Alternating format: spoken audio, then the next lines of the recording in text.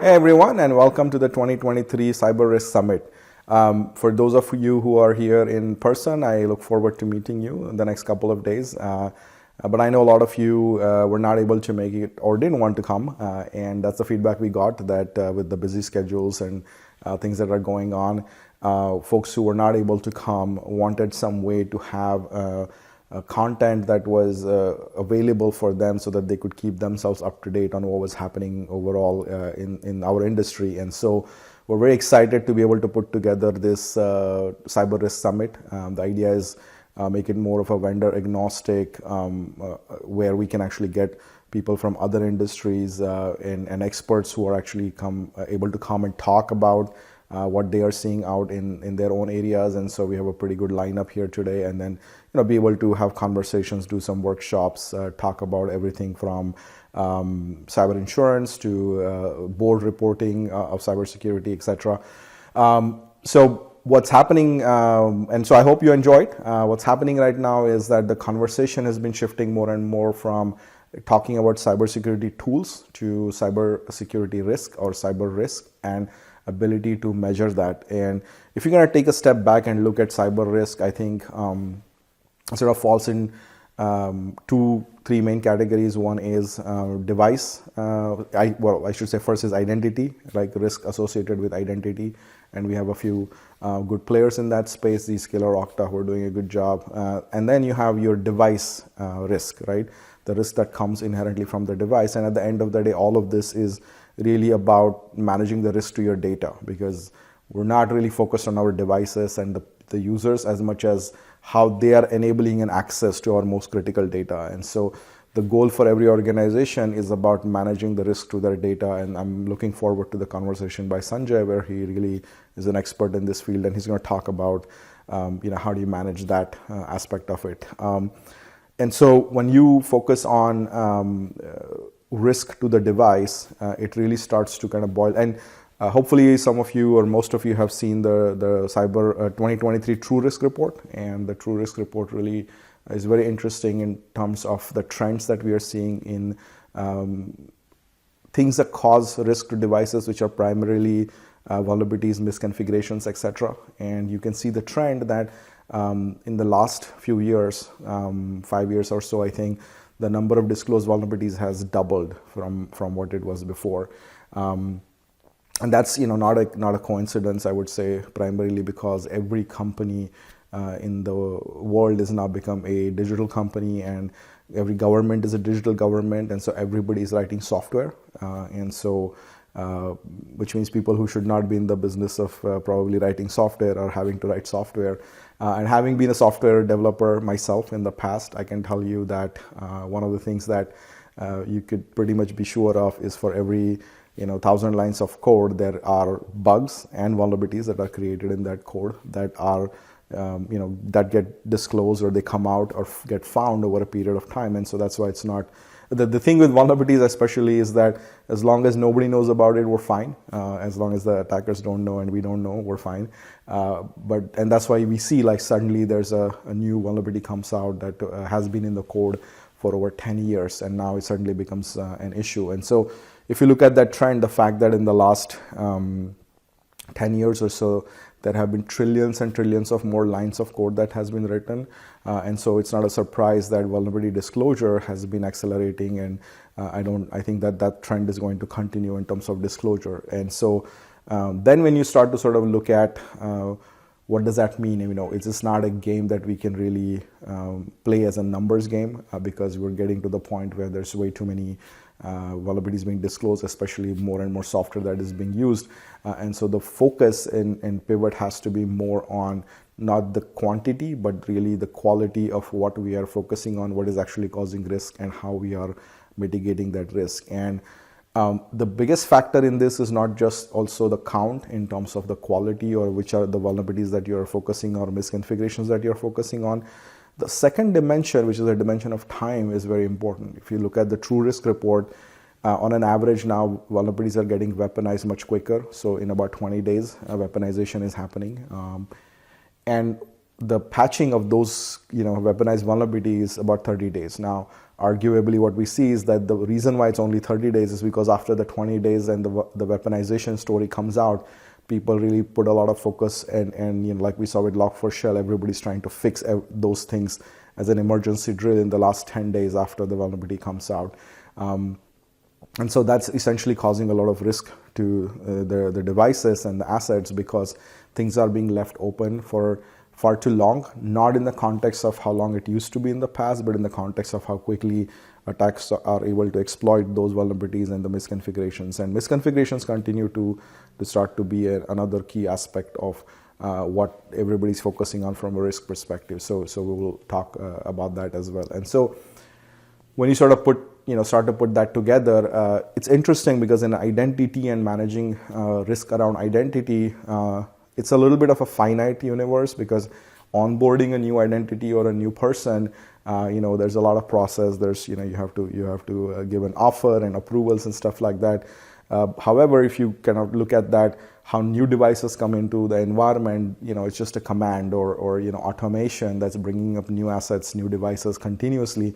So it becomes a lot harder to manage a device risk management program if it is not rooted, if a starting point is not really about a very good asset inventory capability. And so, you could say I'm doing a great job with what I know, but the unknown is pretty big. And so attack surface management, internal or external, are becoming more and more crucial right now.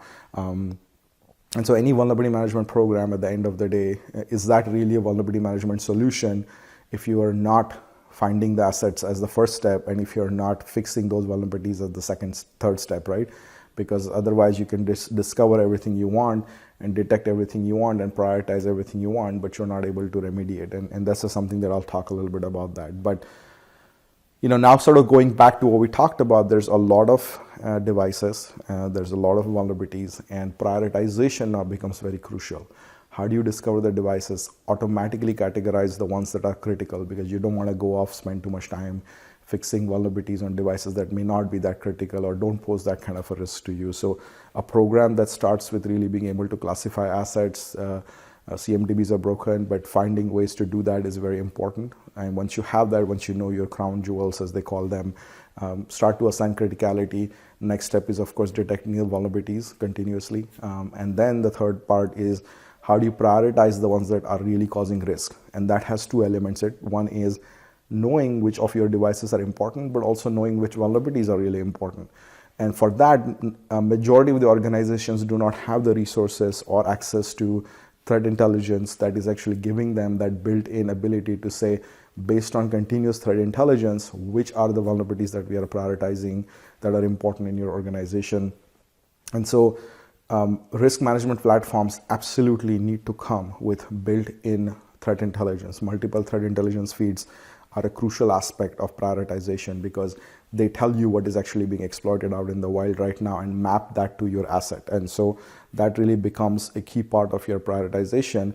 And then the evolution of prioritization is really around measurement of risk and scoring of risk. And I think this is an area where we can debate a lot. I think it's a lot of people talk about, can you assign a dollar value to the compromise of an asset? And I think that's a wonderful and a really amazing final goal. But in a maturity cycle, we need to start off from just being able to provide some meaningful scores and be not focus on the absolute score, but really focus on, are we able to do things that actually mitigate that score, bring that score down. So now you are in a place where you are able to give your customers, your IT people, a way that they're going to really start to have a way to look at the risk and then be able to, or at least some form of prioritization that you can look at and then do the risk accordingly. And so I think this is a topic of a lot of interest, and I want to talk a little bit more about that as we go along. See, now prioritization and scoring is important, and scoring especially is important because it gives a lot of comparative value out of that. So it's not only are you comparing the state of the same business unit as it was 6 months ago, have you made progress, but it also helps the organization at a broader level. And this is something, as Jonathan and Rinky are going to talk about, reporting of risk to the board. And so what happens is that then you can actually quantitatively compare your business units with each other to really see, what's the critical ones, what's the score, where do you need to put your resources. And I think this is the conversation that's been hard to have in cybersecurity, really tie the outcome of risk mitigation to a dollar spend. And again, this is a very tough thing to do, and a lot of organizations don't have the maturity. However, being able to quantify it in some way is important, so you can go and say, look, my score was at 900, we spent $1 million on mitigation capabilities, and now the score is at 600, and we want to get it down to in the 400 levels, and that's what we see with other organizations as an example. So that risk scoring has become more and more important and very exciting for the conversation that we have with different CISOs. And there are different tools, obviously Qualys does some of that, but there are other tools also that really focus on the risk scoring. And for you to be able to do a good job of risk scoring, I think you have to look at the different vectors that go into risk. You have to define for your organization which are the different vectors. Of course, vulnerability is only one. Typically, we see customers really talk about technology debt as another vector that goes in their risk scoring, end of life, end of service, unauthorized software that is running on the systems. Vulnerabilities are one aspect of it. Misconfigurations are becoming a bigger aspect as well. You may have an asset where fully patched, but if it has a misconfiguration that allows you to do privilege escalation.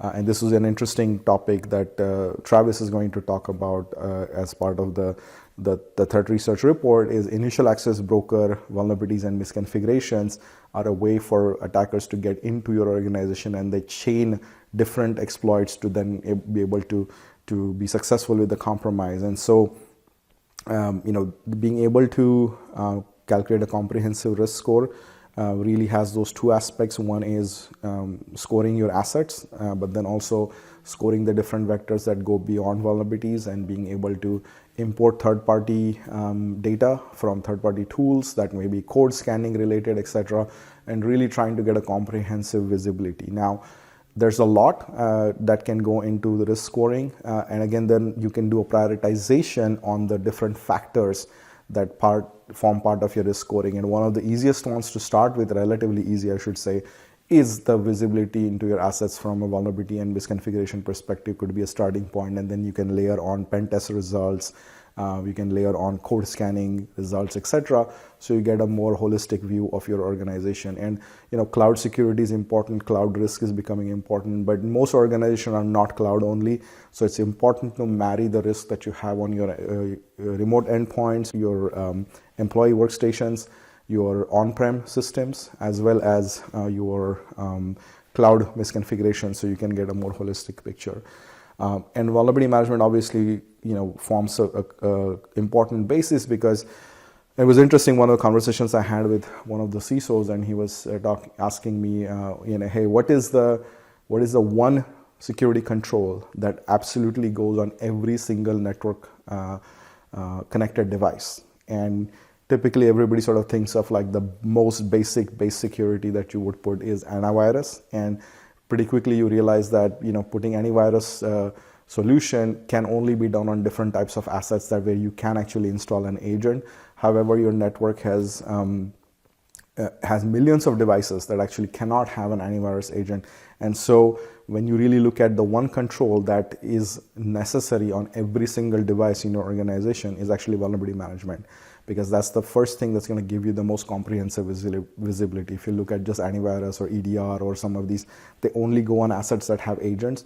And it's not uncommon, if you look at the CISA list of most exploitable vulnerabilities, like 40% of those vulnerabilities are on devices where you cannot have an agent, where you cannot have an EDR. And so your vulnerability assessment, prioritization, and scoring needs to be a very comprehensive program that takes into account many different aspects of that.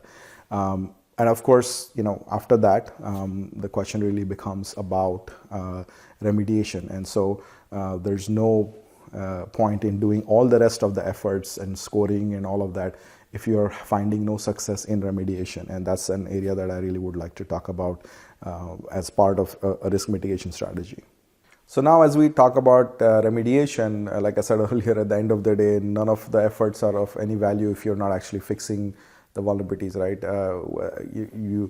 attackers who are weaponizing these vulnerabilities in 20 days, the question here is how are you going to get on this side of the 20, not the other side of the 20 days, right? How can you get this thing fixed well in advance? And with limited resources and all of that, this is always the biggest challenge. And so, a lot of times we run into customers that are like, yeah, I have, my tools are telling me all the vulnerabilities and issues I have, but nobody says they have a pretty good handle on how they're remediating those vulnerabilities. This is the area that everybody needs the most amount of help. And the thing about remediation of your risk, right? And risk remediation, of course, every risk has a different type of remediation. User identity has a different type of remediation. When it comes to devices and assets, every risk factor has a different type of remediation. And it's not a zero-sum game. And so what's interesting about that is, when you talk about if it's vulnerabilities, you're going to do patches. In some cases, you cannot patch. You want to do some configuration as change so that you're protected. There may be some mitigating controls in place. Today, a lot of organizations struggle with, just being able to work with a different team and a different tool to make the remediation happen in a timely manner. So as one of our customers told us, you have this time to communicate, or time to detect, which they're able to detect vulnerabilities pretty quickly, especially with a platform like Qualys. But then the time to communicate that vulnerability to the right person is a big challenge for them because they're trying to find which asset, which is the IT team that owns it. And then the last part is, even after they communicate, it still takes 30 days to get the vulnerability fixed. And so the thing that every organization is really discussing and looking at is what are the different mechanisms that you can put in place to reduce this time. And I say it's not a zero-sum thing because in some cases the maturity level is more of a conversation of can I just do a good job at quickly finding what patch needs to be deployed for a vulnerability or what change needs to be done on a system for a misconfiguration, and then use my ITSM tool like ServiceNow to get it out to the right team quickly. After that, we still don't have control over how quickly those teams fix it. However, at least that speeds up the process. Other organizations are leveraging more of a automated approach to say, if I get a quick approval, certain type of vulnerabilities, I can get those fixed or patched quickly. And this is something that we focused on to say, today the help needed is on remediation. And so how can we do a good job at helping remediate some of these vulnerabilities? So a typical risk, and then of course there is full automation where you assess the risk of a compromise by not using automation in patching versus the risk of a system breaking because you use automation.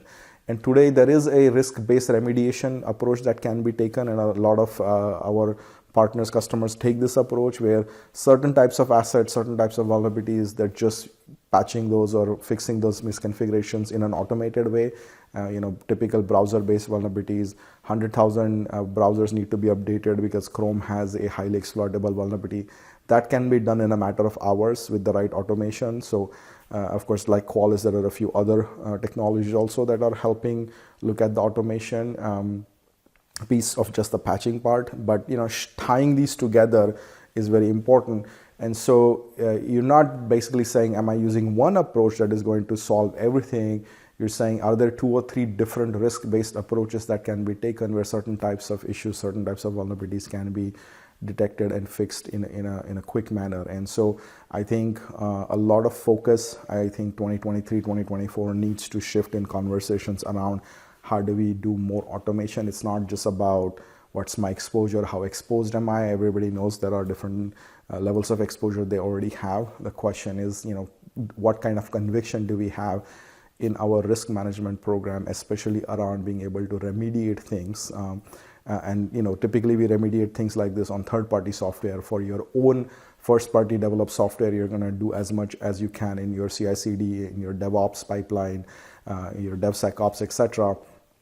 And then the last conversation really becomes about third-party supply chain related risk. And this is obviously tough because most organizations are struggling with just fixing and patching vulnerabilities in the software that they know they have. And so trying to find vulnerabilities and issues and correlate news articles to your third-party software is very complex. And that's where the focus on SBOM type approach is helpful. But we are at the early stages of that. But even to know if you are running a particular software that now has a particular vulnerability, that has been announced or a risk that has been announced, can you really do a good job of even having a full inventory real time? So the first question to ask, do I even have this software, right? And that was one of the things when some of the recent vulnerabilities came out. People didn't even have a way to ask a query system where they could find if they have the software, before they could actually go and talk to their vendors, etc. And this is where sort of layering of technology debt starts to also become an interesting challenge. If you have end of life systems running or software running on your systems, it's a matter of time that a vulnerability that's going to come on one of those is actually going to be a issue where the vendor will not give you a patch and you're going to be exposed for a much longer period of time. So I think this is another area where third-party software risk needs to be mitigated with different approaches, and one of those needs to be, how are you going to make sure that you're continuously keeping a inventory of all the software that you have running from third parties, plus how are you ensuring that you are using technology debt elimination focus by removing end of life, so that if something does come, your vendor is actually going to help you, get a patch and things like that. So look, I think there's a lot of interesting topics that we can discuss in this field. And so we wanted to not get into like individual specific technology and specific checks and stuff like that, but can we have a high level conversation which helps our industry in the next couple of years really start to focus on better ways of risk management? Because today, it's the conversation of counts and vulnerability counts and misconfiguration counts is really pointless. It really needs to be about how do we tie those into the risk to the organization, and how do we use different layered approaches to get the risk under control and be able to measure that. And that's why I say it's not important to focus on the absolute risk being measured by different tools, but it is about how are we doing a good job to make sure that there is threat intelligence already built in, and that we are able to do a good job of tying it to your organization and then seeing a trend where actually an impact is being made. And so it's pretty exciting today to see that industry leaders like Sanjay Punan, and we have Cowbell, also coming in to talk about cyber insurance, because at the end of the day, when you talk about Cyber Risk Summit, and that's why we wanted to make this about, when you look at risk management, cyber risk insurance is also a very important component. It's not just the tool or the platform you're using. But what is important is that, can we get into a world where your investment in your cyber tools actually does help, where you're using to reduce the risk, actually does help in the mitigation of your cyber insurance. And, it also helps cyber insurance companies reduce the risk of their payouts so that they can get better rates for everybody. So we are at the very early stages of that, and so I'm excited to see what we are going to have from Cowbell, who's coming and talking to us, and then of course having Jonathan and Rinky really talk about the challenges that on a day-to-day basis we see with board reporting and what are the right metrics to report to the board. I think that is going to be quite exciting. And then Travis and his team, who have done an amazing job of just researching into trends of vulnerabilities, misconfiguration, cloud vulnerabilities, web application vulnerabilities, I think, and initial access brokers, etc. I think that is going to also give a lot of good insight into what's happening in this particular arena. And look, this is our first summit. We're doing it virtual. We have a lot of good participation. We're really excited and looking forward to making sure that this is useful. Keep it short, and we love to get feedback from you on how helpful this was to you. So please make sure that you interact with our team and Corey and everybody else who's really there to help you and help you discuss individual topics that you might want to focus on, whether it's prioritization, remediation, risk scoring of any of that. And then we look forward to continued conversation, and I'm excited to see some of the sessions that are coming up today. So please, if you are here in person, send a note. I'll be happy to find some time to meet you. But if not, I look forward to the rest of the year to seeing you in one form or the other. So thank you very much, and thank you again for taking the time, and welcome to our 2023 Cyber Risk Summit.